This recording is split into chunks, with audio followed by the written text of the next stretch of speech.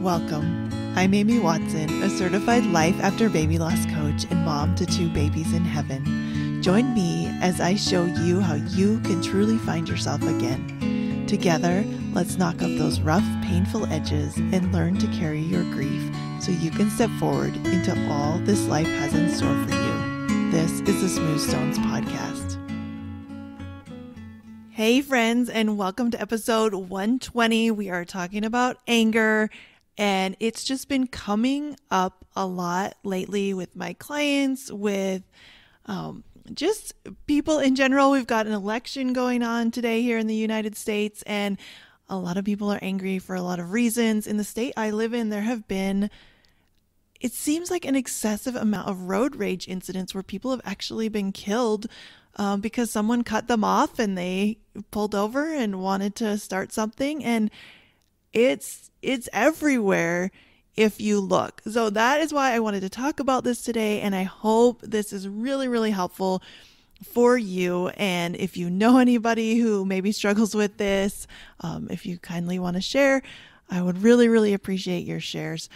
That's what helps the podcast grow and helps more lost parents to be able to really find themselves and be able to manage their mind and their emotions and their grief. So I want you to put your hand up if you've been angry lately. It seems like more and more people are feeling like they aren't able to control their anger, and it's just showing up in so many parts of their lives. Could be at work, at home, on the road, online. There is a ton to learn about anger, and I'm going to do my best in this episode to explain where it's coming from and what to do about it if you're struggling with anger in your life. But if you're feeling out of control and angry and you just can't seem to make any headway on it, please come to a connection call. It's a conversation where you tell me what you're struggling with and I'll tell you how coaching can help. I personally think that everyone needs a life coach, but especially lost parents. You don't have to keep doing the same things and just hating yourself for it. I can help you let go of some of this anger and learn to love yourself and really just move through it in the way that you want to. So there will be a link in the show notes. Just go click on it. It's really easy, or you can go to smoothstonescoaching.com and sign up there. Super easy, no pressure. I love just talking to you, and yeah, so go ahead and do it. Because I know that it just feels awful after you blow up. So I have some questions for you. What do you do when you're angry that you don't like? For a lot of people, what I hear is it's yelling, being unkind, saying things you regret later, maybe getting physical in ways you don't like. Your heart is beating fast, your blood pressure is up. If it happens where you react openly, you might experience a lot of shame when you realize what has happened, especially if it was in public or with those you love most. You know you don't want to act this way, but it just keeps happening and nothing you have tried has helped. And you feel like something must really be wrong with you. When you feel this kind of anger, where do you think it's coming from? And what is the story you tell? Well, maybe you grew up in a home where there was a lot of anger or abuse or yelling. Maybe your kids drive you crazy and they won't listen. Maybe you're just so mad that your baby died that everything sets you off. The littlest thing, like your pen not working, has you throwing it across the room. Or your sister-in-law will not stop complaining about her pregnancy. Or maybe you're just tired and stressed and you find that the anger bubbles up a lot easier when you're feeling that way. Most of the time when we are mad, we blame it on everything around us. That's what we've been taught to do, and that's what our brains want to do. It's easy to blame our anger on others. It is harder to take responsibility, but taking responsibility is where you're going to find freedom. In coaching, we talk a lot about how our thoughts create our feelings, but with anger, it really seems like there is no thought, and that's a really common question I get, right? It's just that fiery red heat. It comes out of nowhere, and you can't figure out what the thought is. And sometimes that is actually true. So let's learn why, because understanding our brain helps us understand ourselves. Now, I was researching and I found this website that just put this so perfectly in a clear way that we all can understand. And it was on a website called mentalhealth.net. And I just want to read what they wrote and what they shared. So I'm going to quote them as they talk about these emotions and our nervous system and anger and what is going on. It says, emotions more or less begin inside two almond-shaped structures in our brains, which are called the amygdala. The amygdala is the part of the brain responsible for identifying threats to our well-being and sending out an alarm when threats are identified that results in us taking steps to protect ourselves. The amygdala is so efficient at warning us about threats that it gets us reacting before the cortex, which is the part of the brain responsible for thought and judgment, is able to check on the reasonableness of our actions. In other words, our brains are wired in such a way as to influence us to act before we can properly consider the consequences of our actions. And that is what I call the higher brain and the lower brain, right? Like the lower brain is just going to snap and do what it needs to do to protect you when it feels like there's a threat. But in our today's world, a lot of times it's not an actual physical threat to our lives. It's just all these other things that are going on around us that are kind of setting us off. Now, this is not an excuse for behaving badly. People can and do control their aggressive impulses, and you can too with some practice.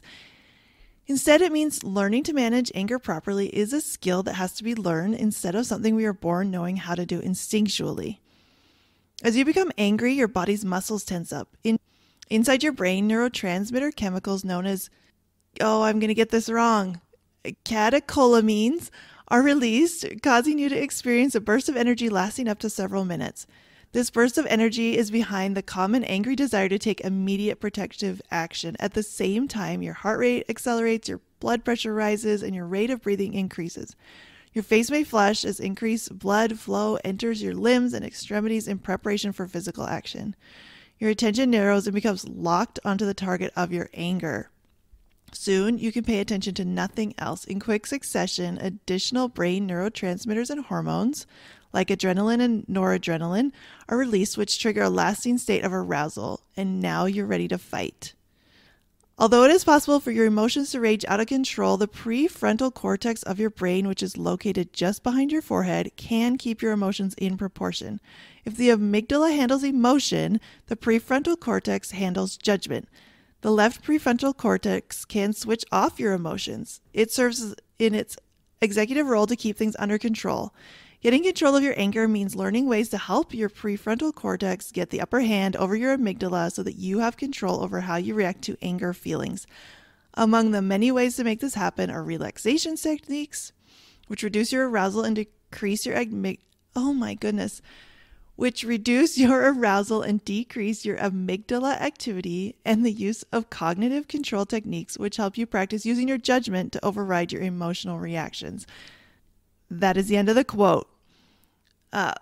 So something I talk a lot about with my clients is this part, and I call it increasing the gap. I actually have an entire episode on that, just like widening that gap between feeling the emotions or having a nervous system response and feeling that anger, but increasing the time between what we feel and our reaction. If we do that, we're going to be able to be more of who we want to be, because most of us don't need that rage to protect us, but we're just feeling it in everyday situations that are not dangerous, like I said. And the more often we are angry, the harder it is to come down and return to normal.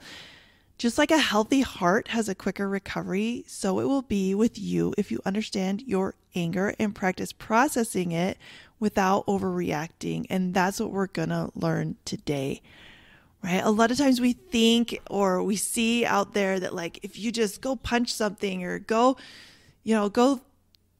knock down a wall at a construction site or do all these things, that it will release the anger. And sometimes it does. Sometimes like getting in your body and just letting it out, or primal screams. I've seen a lot of that lately, like let out a primal scream.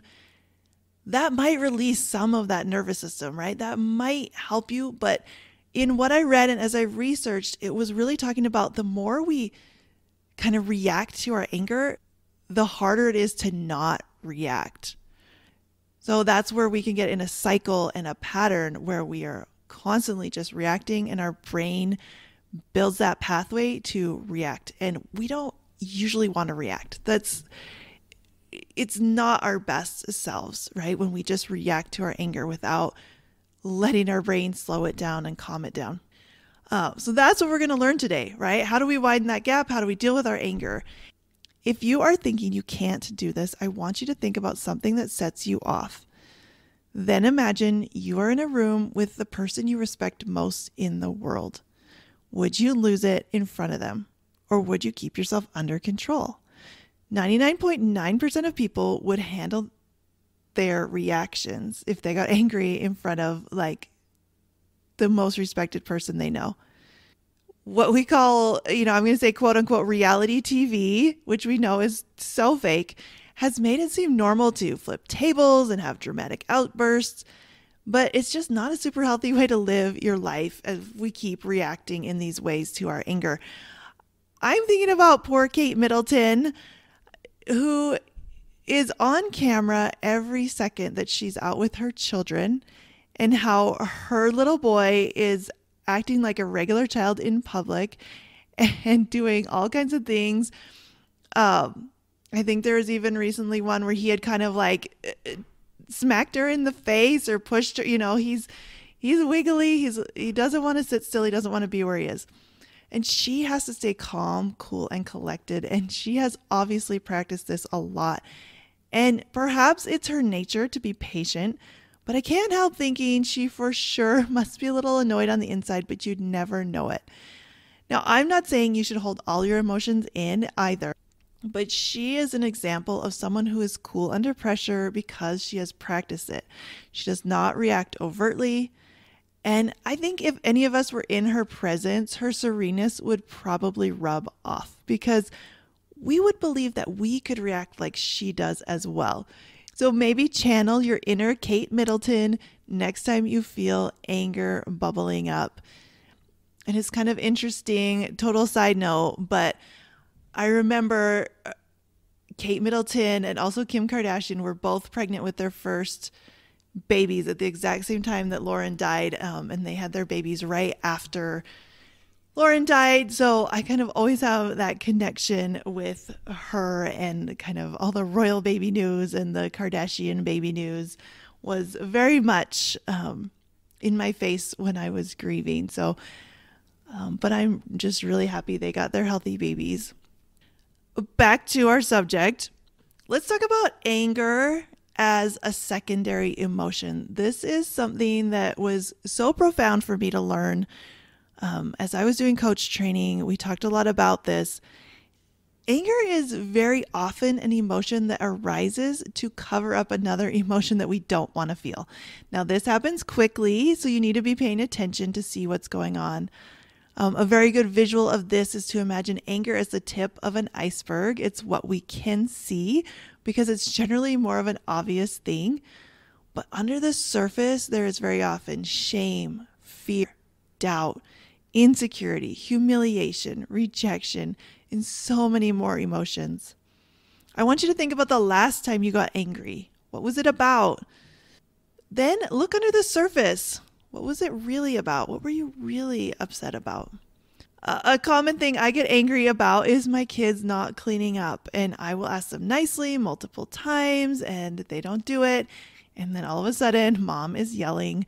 I grew up with yelling in my home and I hated it. And I promised myself I would never do it. Does that sound familiar to any of you? Or maybe you're raising rainbow babies and you're so grateful for them and you never thought you'd get angry, but then you do and the guilt gets really big.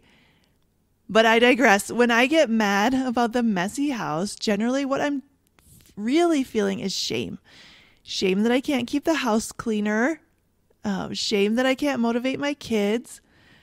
I might feel disrespected because I have a story about them listening to me, right? Like they should listen to me and they should just do what they're told the first time. Then I feel shame again because if I was a better mom, I would be able to have them do chores willingly.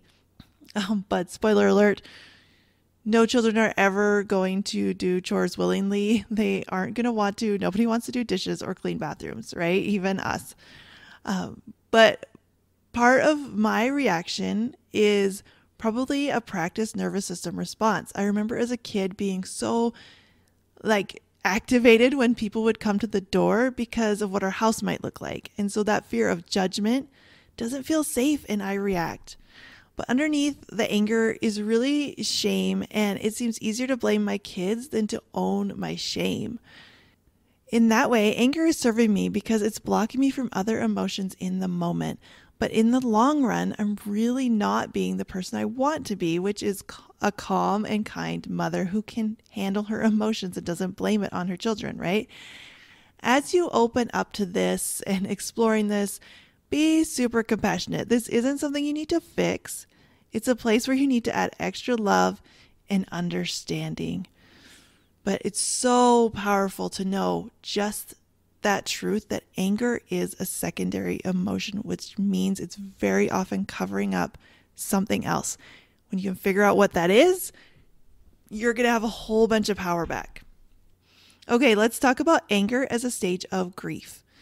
The 5 Stages of Grief by Elizabeth Kubler-Ross were created to describe the process someone with a terminal illness goes through after their diagnosis. Somehow it got picked up and has been held up as the gold standard of all grief processing.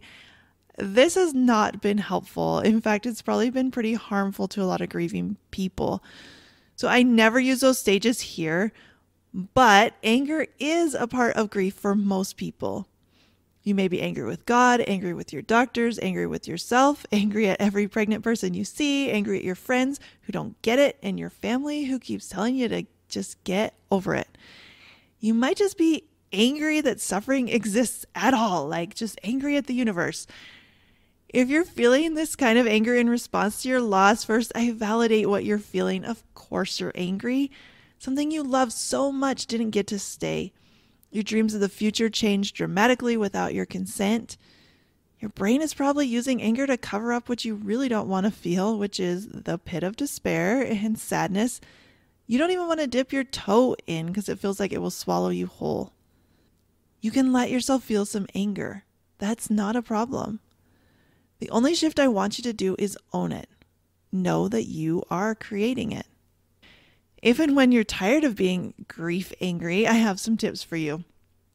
First, allow it and process it. That means instead of reacting outwardly by throwing things, yelling, stomping around, resisting it by shoving it down or avoiding it by drinking, staying busy, or scrolling on your phone, you can actually feel it in your body. Describe it. Invite it in. Notice your skin flush, your heart rate increase, your breathing intensify, and just let it be. As you do this, your anger will last for a little while and probably start to dissipate. You can do this intentionally when you have quiet time, or you can do it in the moment. Use somatic techniques to calm your nervous system at this stage as well. You can't thought work yourself out of a nervous system reaction. You need to get in your body. And I want you to name what's happening. Say, this is anger. I see you, anger. I love you, anger. Once you stop fighting the anger, explore its roots by seeing what's underneath. When you can see it, you can address it. Notice what you're thinking about yourself. Do some journaling around these thoughts, feelings, and all your judgments. Notice where you're resisting reality. If you're angry at other people, why? Why are you angry? If you're angry at God, why? If you're angry at random pregnant people, why? Ask yourself, is it useful? Feeling angry is not very comfortable. I personally prefer to feel peace. But when you're ready, you can let it go. And let go of the stuff you're thinking and find peace yourself. You can start processing your real deep in the water feelings instead of covering them up with anger. All of this part that I'm sharing here is a lot easier with a coach. When you work with me, I'll help you figure out what's really at the root of your anger, what is under the surface, and then we'll lovingly go through this process together. You know if you're ready to do this work. Just trust yourself. Go hop on that connection call if this is speaking to you. The last thing I want to talk about is your relationship with your anger. What do you think about your anger today? Is it a problem? Do you see it as a weakness of yours? Is it a major character flaw that you can't control? What is a story you tell about you and your anger? That is a relationship. And a relationship is simply your thoughts about something or someone else. If you've seen the movie Inside Out, you know anger is represented by this fiery little man with the flames for hair. And he is bopping around, just overreacting a lot. What does your anger look like? Take some time and draw it, write about it, or sit and imagine your anger. What color is it? What do you know about it?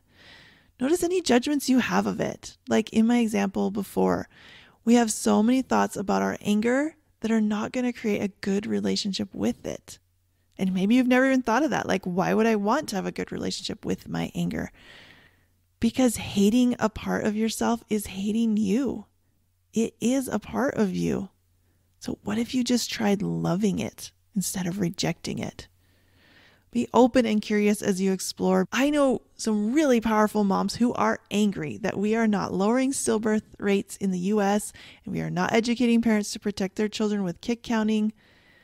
Those moms and those parents and those doctors, they might feel their anger is a good thing that motivates them. Many injustices have been overturned by people who had had enough. What I want you to notice is how you are relating to your anger. For most people, there's a lot of shame around it and they hate it. Like I said, it is not useful to hate parts of you. What helps the most is to love and understand these parts of you. I cannot say that enough times. You're not going to hate yourself into change. Even as you listen to this, if anything has felt a little like I'm looking right into your life through your window or into your heart, don't be ashamed. You're a human. Humans get angry. You are still worthy and whole, and nothing you can do will change that. We want to learn all of this only to grow as a person because we're also wired for growth. I encourage you to take just one thing that stood out to you in this episode and practice it this week. And then come follow me on Instagram. I'm at amy.smoothstonescoaching, and we're going to continue this discussion over there. You can DM me anytime. I would love to chat with you. I'll see you next time. Are you tired of feeling like your baby's death was somehow your fault? Go to smoothstonescoaching.com and get my free mini course, How to Stop Blaming Yourself After Loss.